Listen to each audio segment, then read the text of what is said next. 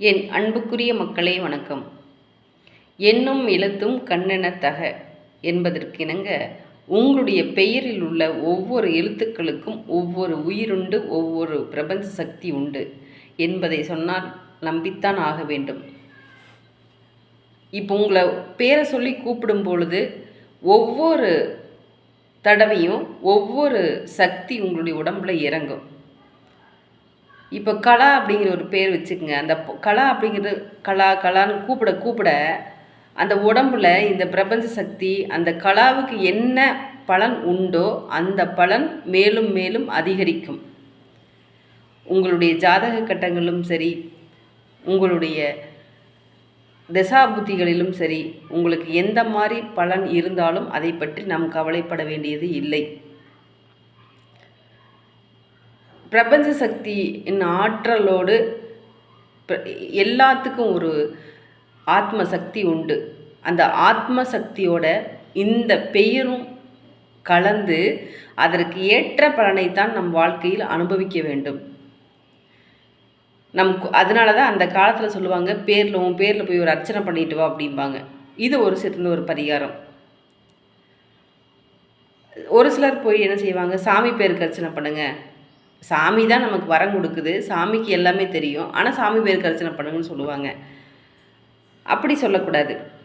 நம்ம பேருக்கு, நம்முடைய குலத்திற்கு, நம்மளுடைய தாய் தந்தையருக்கு நம்ம அர்ச்சனை பண்ணலாம்.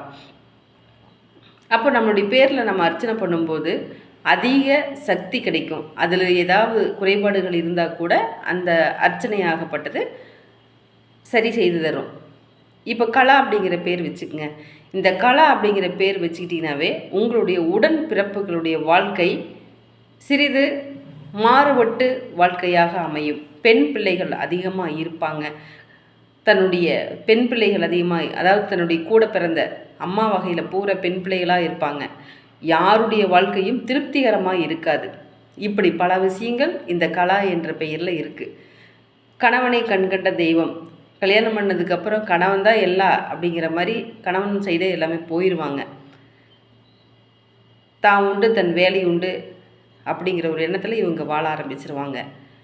நான் ஒரு 2 நாளைக்கு முன்னாடி கலா புஷ்பா துர்கா அப்படிங்கிற ஒரு பேருக்கு ஒரு பலன் சொல்லுங்கம்மா அப்படின்னு என்கிட்ட கான்டாக்ட் பண்ணாங்க.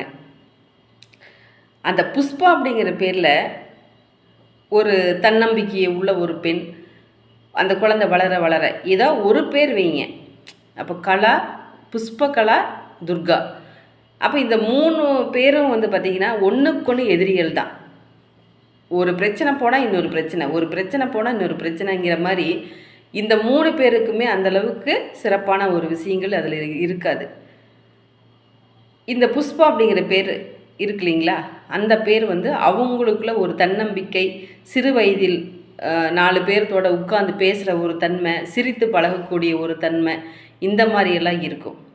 கல்யாணம் பண்ணதுக்கப்புறம் சிறிது காலங்களில் கணவனோடு போராட வேண்டிய ஒரு சூழ்நிலைகள் ஏற்படும். அதை நான் வேறுபட்டு நான் காட்டுறேன், கம்மியாக சொல்கிறேன். நான் கணவனோடு போராட வேண்டிய ஒரு சூழ்நிலைகள் ஏற்படும். கணவனுடைய பெயர் இந்த பெயருக்கு ஏற்ற மாதிரி இருந்தால் வாழ்க்கை சுமூகமாக போயிடும்.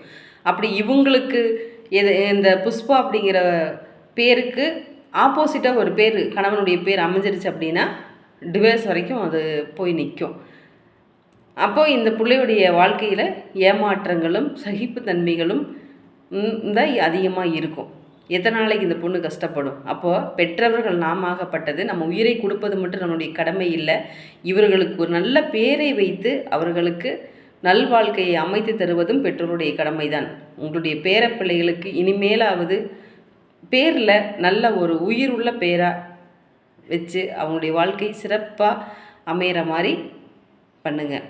நன்றி, வணக்கம்.